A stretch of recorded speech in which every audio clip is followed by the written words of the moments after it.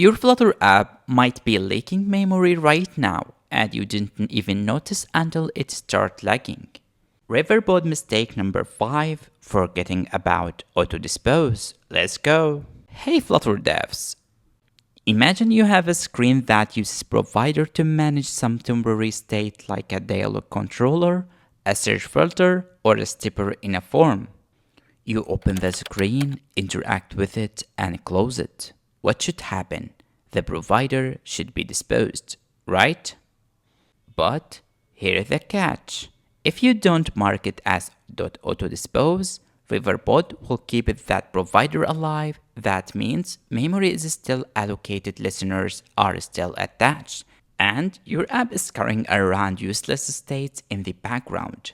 Over time, this can lead to the performance issues, especially if you are opening and closing many screens or dialogs. So, what's the fix?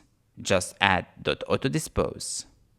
Here's an example without AutoDispose. We may try the search filter provider equal state provider, and without AutoDispose. This works, but the states stick around even after we leave this page. Now, what happens when we add AutoDispose?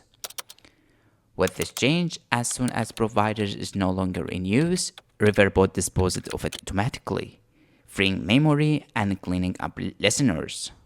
So, when should we use AutoDispose? For short-lived state like a dialogs, forms, or wizard steps.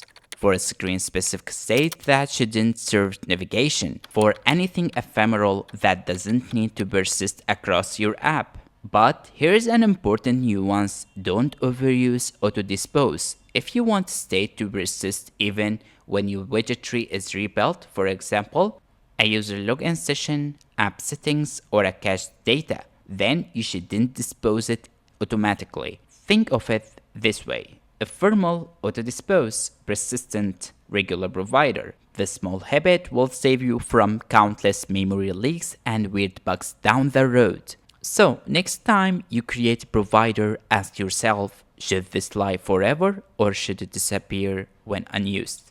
If it's latter, AutoDispose is your best friend. Follow for more deep Flutter tips.